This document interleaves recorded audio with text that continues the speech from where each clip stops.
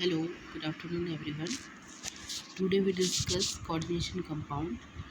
ये नीट के लिए फाउंडेशन 11-12 के लिए इम्पोर्टेंट टॉपिक है। ठीक है, इसमें से IUPAC नोमेनक्लेचर और आइसोमेरिज्म से क्वेश्चंस आते ही हैं, जैसे VVT हो गई है ना। तो अपन इंट्रोडक्शन स्टार्ट कर रहे हैं आज कोऑर्डिनेशन कंपाउंड्स का। देखिए,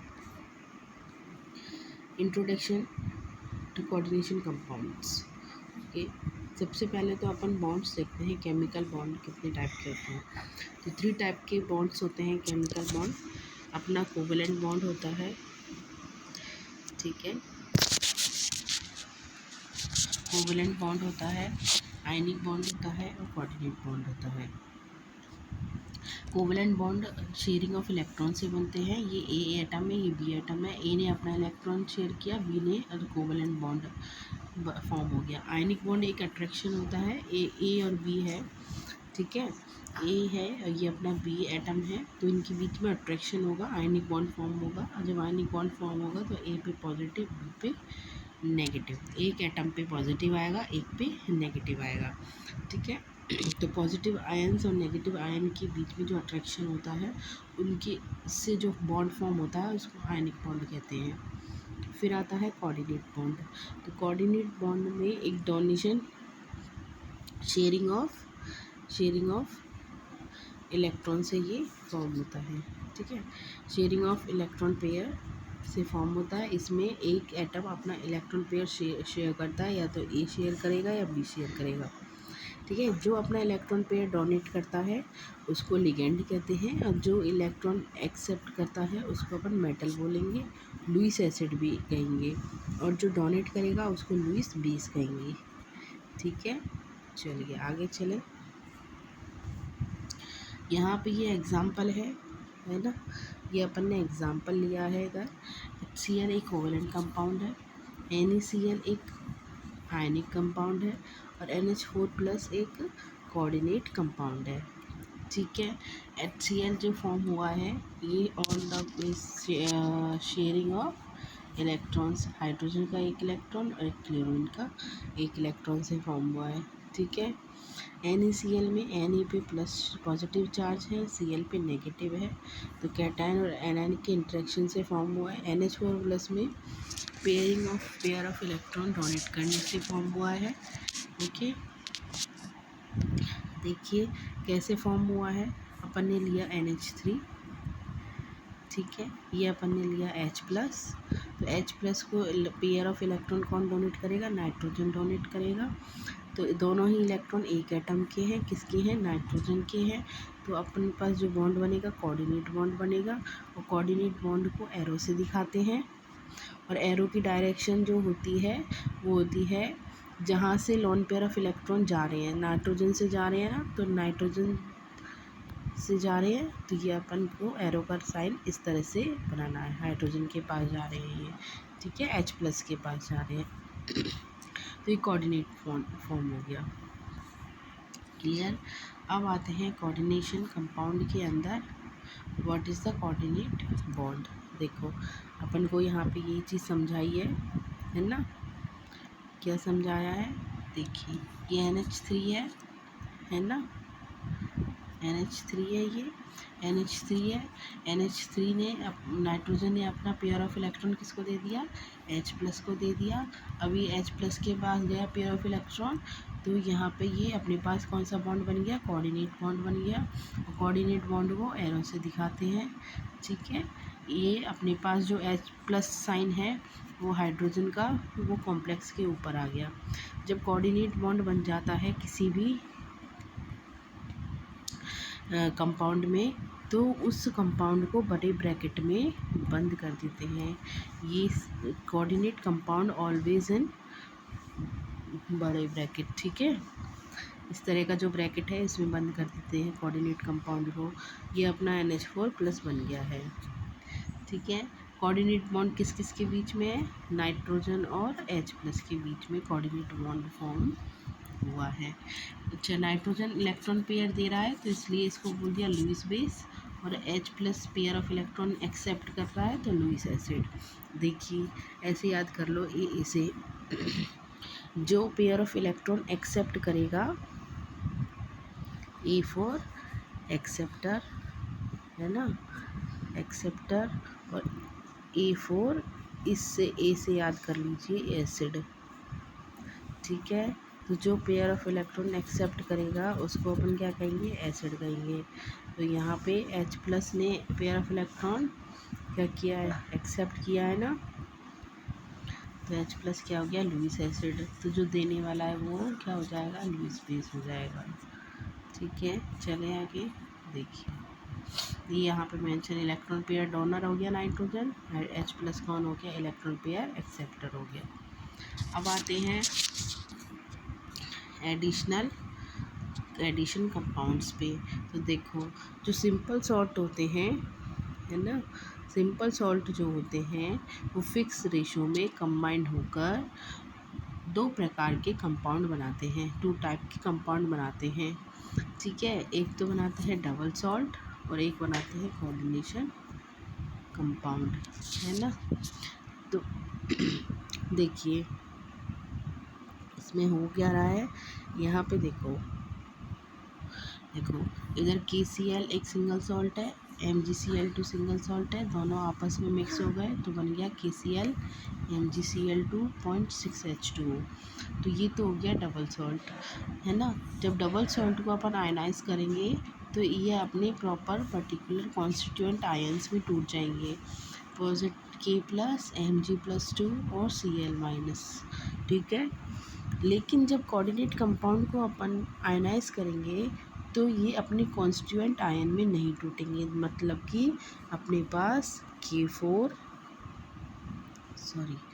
अपने पास K+,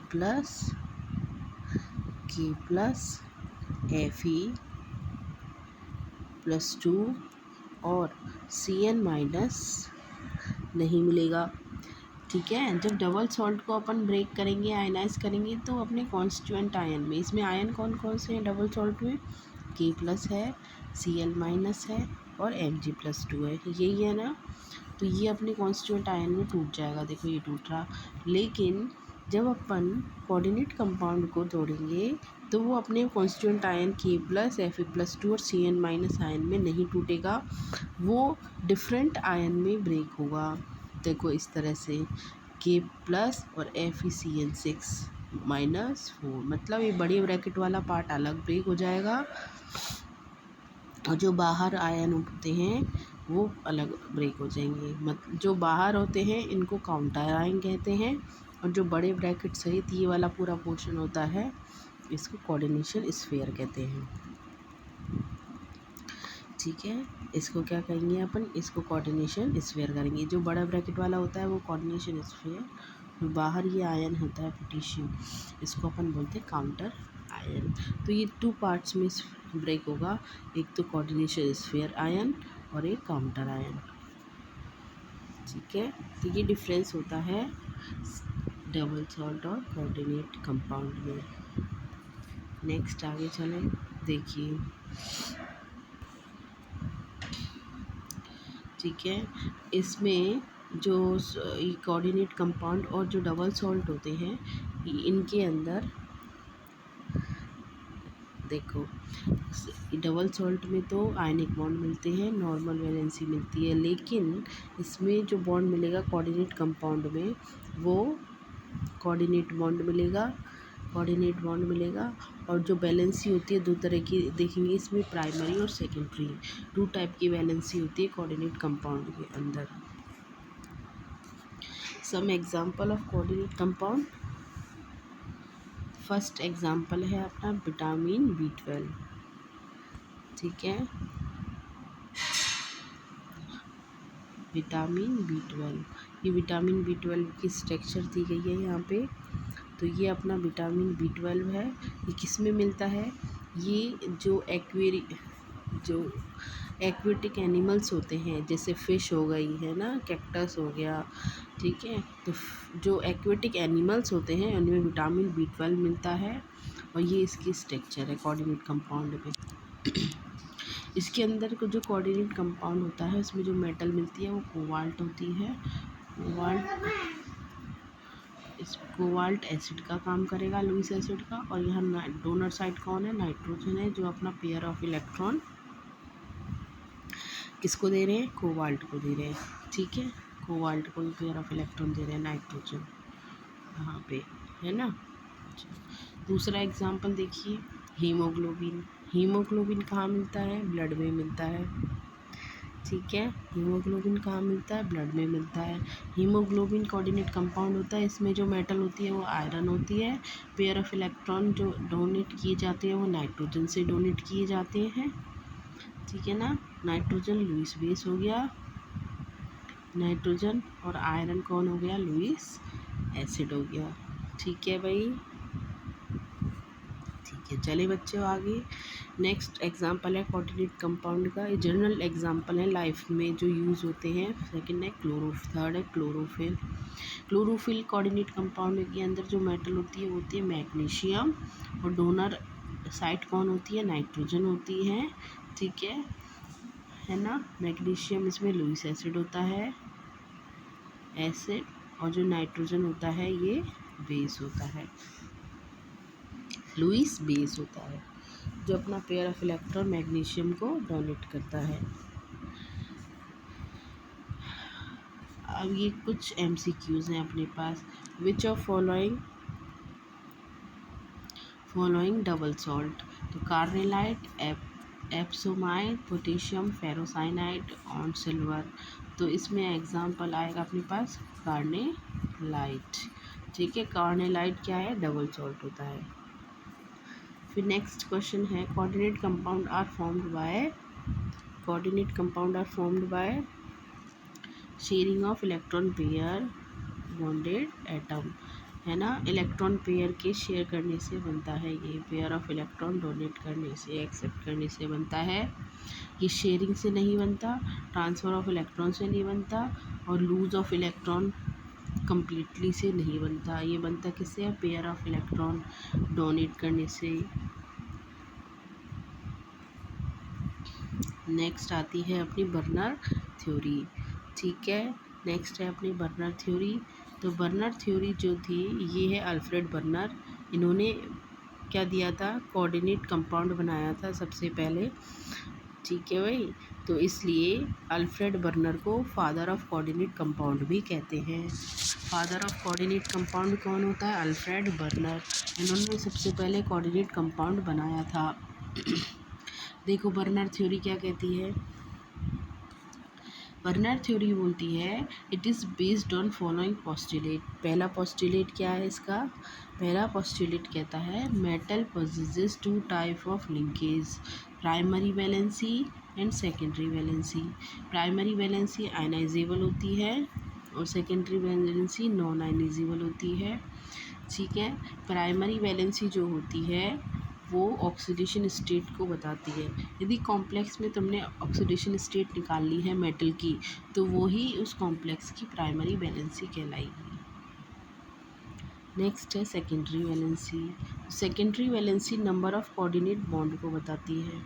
जितने कोऑर्डिनेट बॉन्ड मेटल ने बनाए हुए हैं वो ही उस कॉम्प्लेक्स की सेकेंडरी वैलेंसी होगी। ठीक है जी, ठीक है जी, ओके बच्चों। जैसे फॉर एग्ज़ाम्पल अपन ने एग्ज़ाम्पल लिया FeCN6, है ना, यही कॉम्प्लेक्स है अपने पास। ठीक है, तो इस कॉम्प्लेक्स में आयरन ने कितने बॉन्ड बना रखे हैं? 6। तो इसकी आयरन की सेकेंडरी वैलेंसी क्या हो गई? 6। ठीक है, तो इस तरह से अब आ जाते हैं यहाँ पे। ठीक है ना, कोऑर्डिनेशन कंपाउंड। ठीक है, तो उसने जो कोऑर्डिनेट कंपाउंड बनाए थे बर्नर ने, वो कितने टाइप के? 4 टाइप के इस तरह से कोऑर्डिनेट कंपाउंड बनाए थे बर्नर साहब ने। ठीक है, अल्फ्रेड बर्नर ने।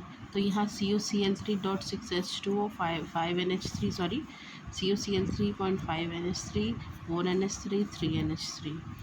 ठीक है, नंबर ऑफ़ यहाँ पे आयनाइजेशन यदि अपन का करें तो ये अपने पास मिलेंगे CuNH3 का होल 6 +3 +3Cl-।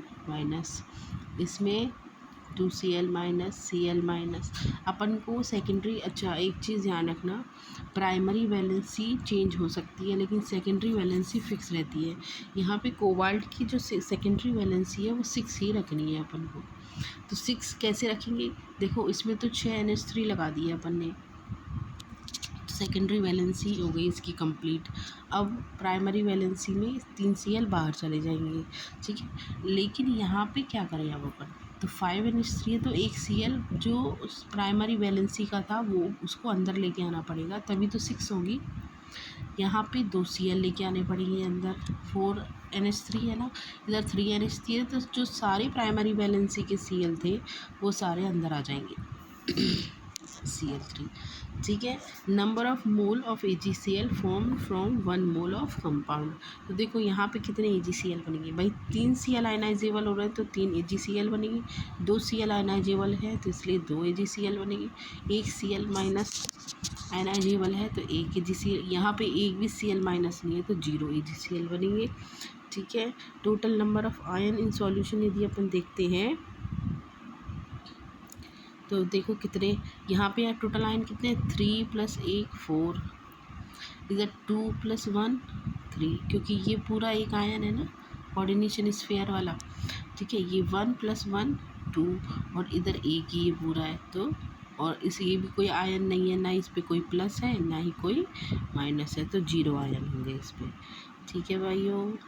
चले बच्चों, चलिए और यहाँ पे देखो अपन ने यही लाइन मेंशन की हुई है इधर, primary valency of a metal can vary but secondary valency always remain same। primary valency of a metal can be vary, है ना, चेंज हो सकती है, but secondary valency always remain same. तभी तो अपन ने यहाँ NH3 6 रखने हैं। अब हम यहाँ पे सेकेंडरी वैलेंसी कोबाल्ट की कितनी है, यहाँ पे 6 है ना, तो 6 रखने के लिए अपन को क्या करना पड़ा, जो Cl3 थे, जो प्राइमरी वैलेंसी के Cl थे उनको भी अंदर डालना पड़ा for completion of secondary valency, ठीक है बच्चों। चलिए आगे चलें, है ना। देखो सब में तुम देखोगे 6 ही है, इधर भी 6 NH3, इधर 5 NH3 है और एक Cl है 6 है, इधर 4 + 2 6 है, इधर 3 + 3 6 है, मतलब 3 NH3 3 6 है ना। तो हमेशा सेकेंडरी वैलेंसी फिक्स होती है, प्राइमरी वैलेंसी वेरी हो जाती है। 5th पॉइंट देखिए बर्नर का, every metal has tendency to satisfy both its primary and secondary valency. Every metal has tendency to satisfy both primary and secondary valency. Primary valency जो complete होती है वो cation और anion. Primary valency completed by cations and anion, but secondary valency is completed by negatively charge ion, neutral molecule और positively charged ion.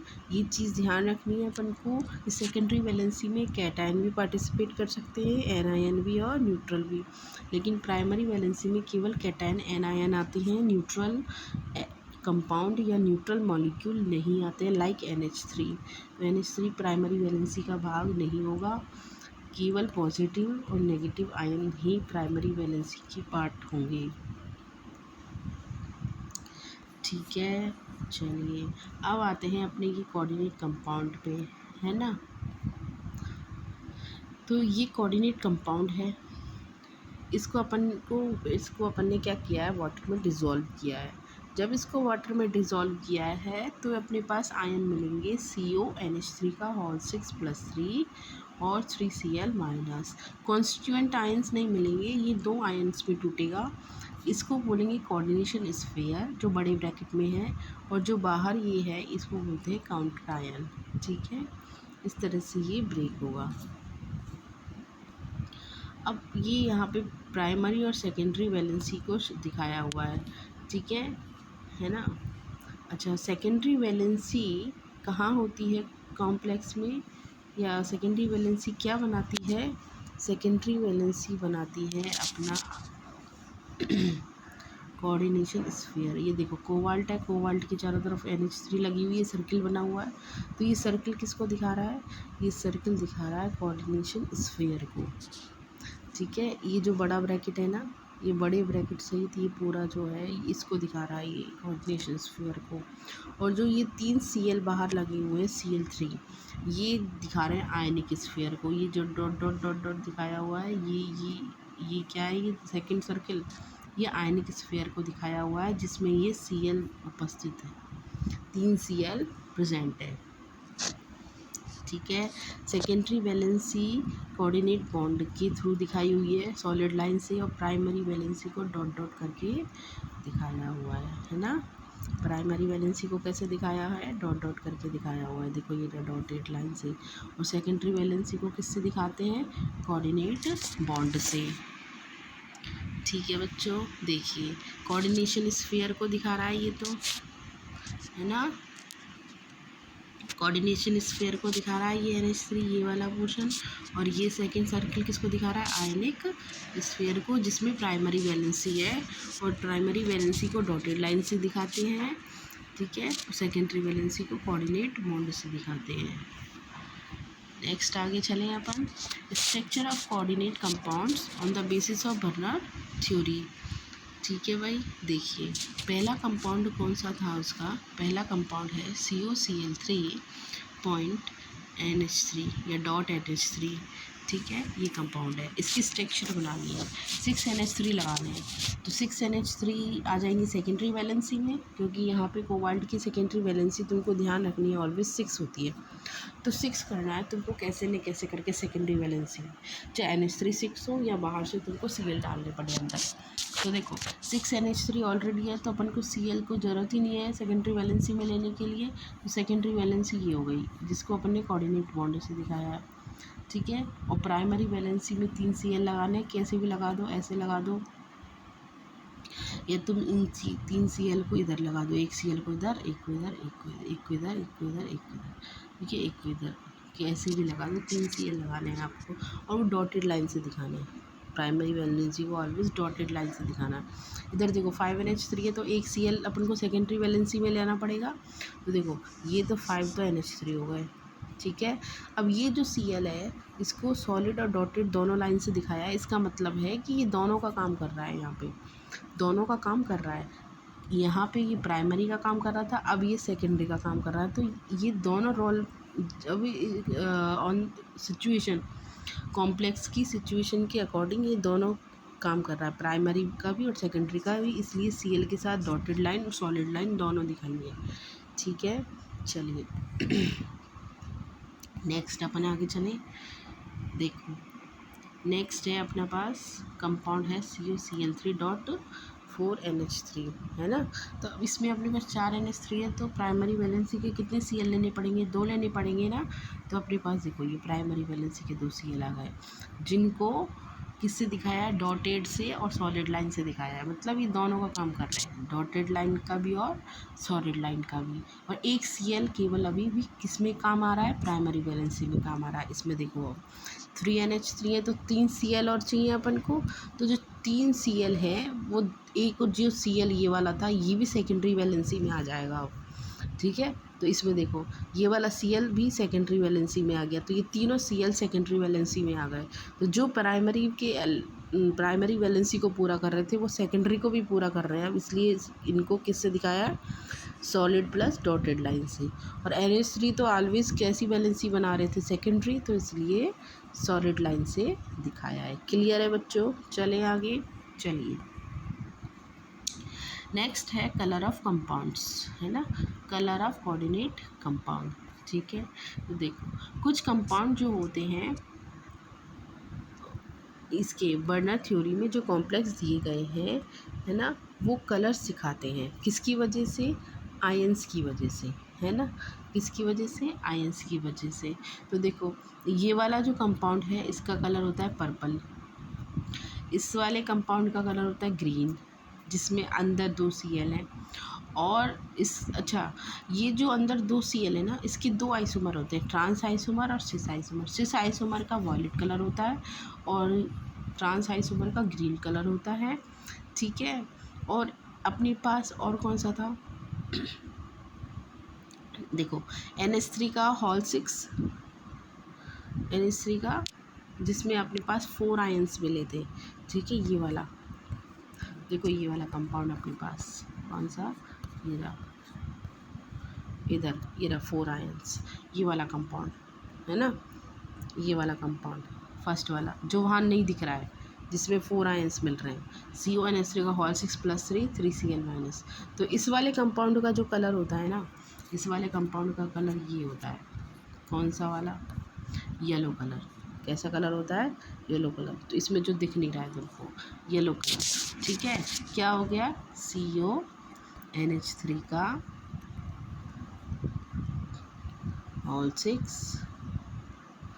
+ 3 + 3Cl minus, ठीक है। 4 ions हो गए, 3 + 1 ये पूरा कंप्लीट एक आयन होता है। तो यहाँ पे ये 4 आयन वाले कंपाउंड का कलर येलो होगा, 3 आयंस वाले का पर्पल होगा, ठीक है। और जो 2 आयंस वाले कंपाउंड जो था, 2 आयन वाला कंपाउंड जो है इसका ग्रीन कलर होगा, ठीक है। और यहाँ पे 2 आयन वाला जो कंपाउंड्स है ना, इसके 2 आइसोमर होंगे, सिस और ट्रांस। ध्यान रखना है, जब 2 Cl, ये वाले Cl, ठीक है, ऑक्टाहाइड्रल ज्योमेट्री होगी इन सभी कॉम्प्लेक्स की। वही सेकेंडरी वैलेंसी जब 6 होती है ना, तो जो ज्योमेट्री होती है वो ऑक्टाहाइड्रल होती है। तो ऑक्टाहाइड्रल ज्योमेट्री में जब ये दोनों Cl अपोजिट डायरेक्शन में लगे होंगे, एक Cl ऊपर एक Cl नीचे, और ये 4NH3 इस तरह से, ये अपने ट्रांस आइसोमर होगा। तो इसका जो कलर होगा वो ग्रीन होगा, ठीक है। और सिस आइसोमर अब बनाए अपन, तो सिस आइसोमर कैसे बनेगा, ये अपने पास ऑक्टाहाइड्रल ज्योमेट्री होती है, इसमें ये जो 2 Cl है ये तो पास पास हो, और ये 4NH3 जो लगे ये इस तरह से अरेंज हो जाए। मतलब जब 2 Cl पास पास होंगे तब तो सिस होगा। और सिस आइसोमर का जो कलर होगा वो वायलेट होगा। ट्रांस आइसोमर जब दोनों Cl कहाँ हो, दोनों Cl एक दूसरे के अपोजिट होंगे तो उसको ट्रांस आइसोमर कहेंगे, और उसका कलर ग्रीन होगा। 2 आयंस होंगे इसमें, एक Cl माइनस बाहर और ये पूरा एक, ठीक है। आया बच्चों समझ में, चले आगे। नेक्स्ट देखिए, secondary valency of metal can be satisfy by, अभी पढ़ा था अपन ने, सेकेंडरी वैलेंसी में तीनों आयंस पार्टिसिपेट करते हैं, तो all of these. Primary valency में केवल कौन आते हैं, positive and negative ions. Clear बच्चों, चलिए। विच of following is green colour, अब बताओ ग्रीन कलर कौन सी का होगा।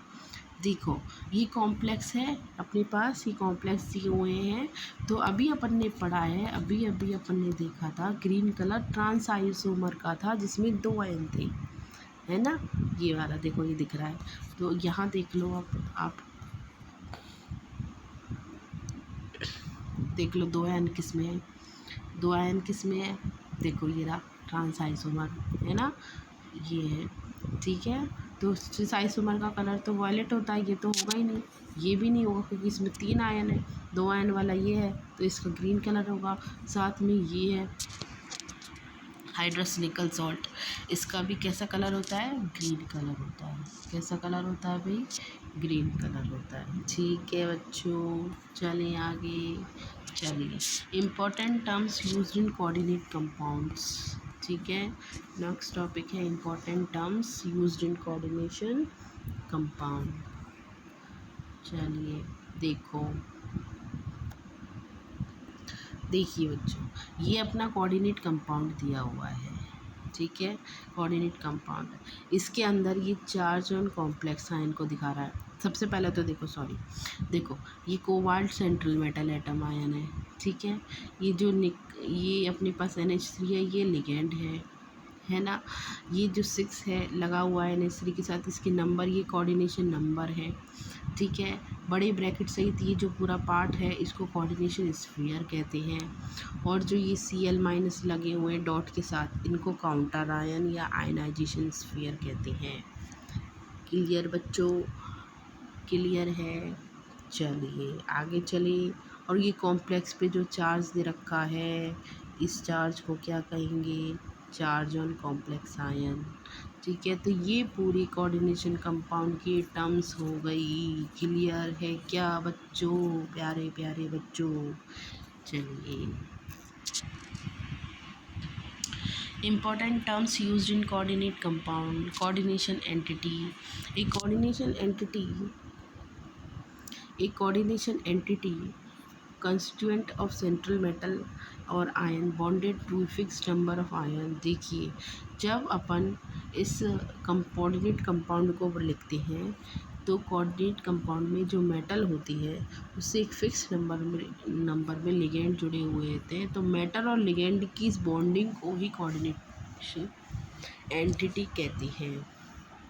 ठीक है, और जब ये इसको बड़े ब्रैकेट में बंद कर दिया जाए तो उसको कोऑर्डिनेशन स्फीयर कहेंगे। ठीक है, समझ में आए कोऑर्डिनेशन एंटिटी। चलिए अब आते हैं कोऑर्डिनेशन एंटिटी। देखो, ये अपनी कोऑर्डिनेशन एंटिटी आ गई है। एंटिटी, देखिए एंटिटी, देखो कोबाल्ट है, कोबाल्ट, सॉरी ये सही से लिखा हुआ नहीं है यहाँ पे, है ना। देखो यही दिखा देते हैं आपको। कोबाल्ट है, कोबाल्ट से 3 Cl लगे हुए, 3 NH3 लगे हुए हैं, तो इस पूरे को कोऑर्डिनेशन एंटिटी बोलेंगे। और जब बड़ा ब्रैकेट आ जाता है, इस पूरे को बड़े ब्रैकेट में बंद कर देते हैं तो उसको कोऑर्डिनेशन स्फीयर कहते हैं। इसको कोऑर्डिनेशन स्फीयर कहते हैं। This is the small difference between coordination entity and coordination sphere. जब बड़े ब्रैकेट सहित बोलेंगे तो कोऑर्डिनेशन स्फीयर। एंटिटी में केवल मेटल और लिगेंड आएंगे जो एक दूसरे से बॉन्डेड होंगे। क्लियर है। चलिए बच्चों आगे चलें। अब अपने पास आते हैं नेक्स्ट सेंट्रल मेटल एटम या आयन। मेटल एटम भी हो सकती है और आयनिक फॉर्म में भी हो सकती है। तो this is the example of coordination compound. In this example निकल इज सेंट्रल मेटल एटम और ion. In this complex the oxidation number of nickel is +2, then this is called Ni+2 metal ion। ठीक है ना। तो ये अपने पास example हो गया मेटल का। देखो ClH2 तो न्यूट्रल लिगेंड होता है, 0 चार्ज आएगा। Cl पे -1 होता है, 2 है तो -2 होगा। तो निकल पे क्या आएगा, +2। तो निकल +2 ऑक्सीडेशन स्टेट में, इसलिए Ni+2। ठीक है बच्चों, तो अपने पास ये सेंट्रल मेटल आयन हो गई। अब मेटल आयन किसकी तरह बिहेव करेगी, लुईस एसिड की तरह। This is the important point. Metal is Lewis acid and ligand are Lewis bases. Okay बच्चों, चलिए फॉर एग्जाम्पल ये अपन MCQs देखते हैं। ये वाला सेंट्रल मेटल एटम और ion in the cobalt hexammine chloride complex is. अब कॉम्प्लेक्स का नाम दे दिया उसने कोबाल्ट हेक्साइमिन क्लोराइड, तो कोबाल्ट फर्स्ट लिख ही दिया उसने कोबाल्ट। तो मेटल कौन है, कोबाल्ट, सिंपल। ठीक है, चलिए coordination number of iron in potassium ferrocyanide complex.